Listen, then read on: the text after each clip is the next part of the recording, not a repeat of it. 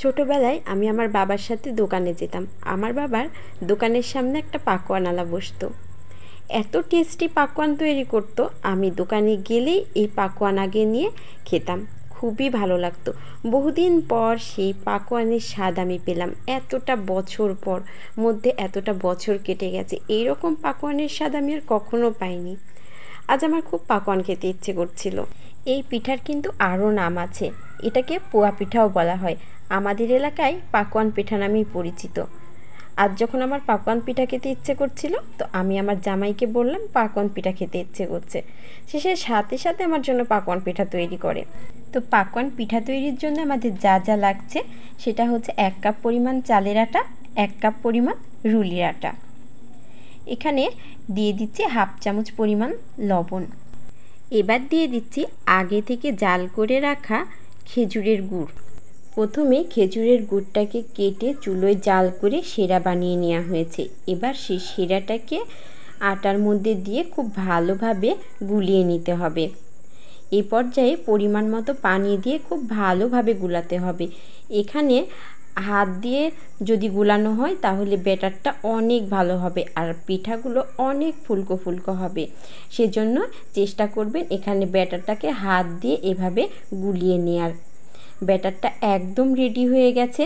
এই পর্যায়ে যদি মনে হয় আর একটু পানি অ্যাড করার প্রয়োজন আছে, সেক্ষেত্রে একটু পানি অ্যাড করে দেবেন। আর এখানে রুম টেম্পারেচারের পানি দিলেই হবে।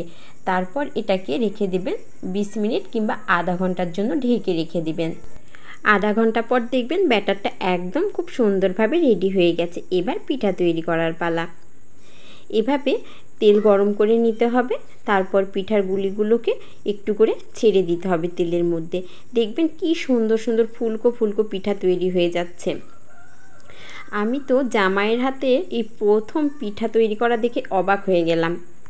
সে যে এত সুন্দর করে পিঠা তৈরি করতে পারে আমি তো ভাবতেই পারিনি। আমি সত্যি অবাক হয়ে গেছি এই পিঠা তৈরি করা দেখে।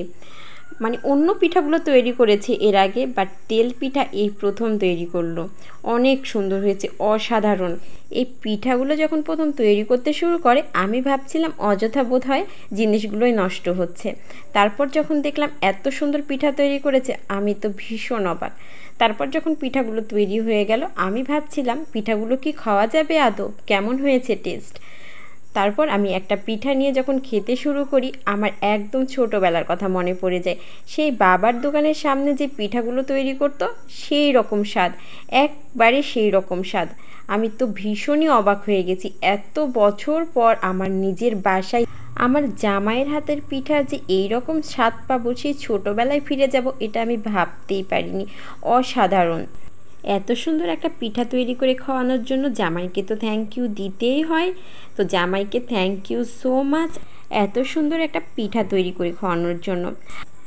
আজকে আমাদের বাসায় অনেকগুলো রাজমিস্ত্রি কাজ করছিল। পিঠা বানানোর পর পিঠাগুলো তাদের সাথেও আমরা শেয়ার করি। তারাও পিঠাগুলো ভীষণ পছন্দ করে। তারা বলছিল যে ভাইয়া এত সুন্দর করে পিঠা বানিয়েছে, আমরা তো ভাবতেই পারি না। আসলে তো আমি অবাক হয়ে গেছিলাম, তারা তো অবাক হবেই। আপনাদের বাসায় আপনাদের জামাই আপনাদের কি কি রান্না করে খাওয়ায় সেই কমেন্টটা অবশ্যই করে যাবেন। আর সবাই ভালো থাকবেন, সুস্থ থাকবেন, সুন্দর থাকবেন। সবাইকে আল্লাহ হাফেজ।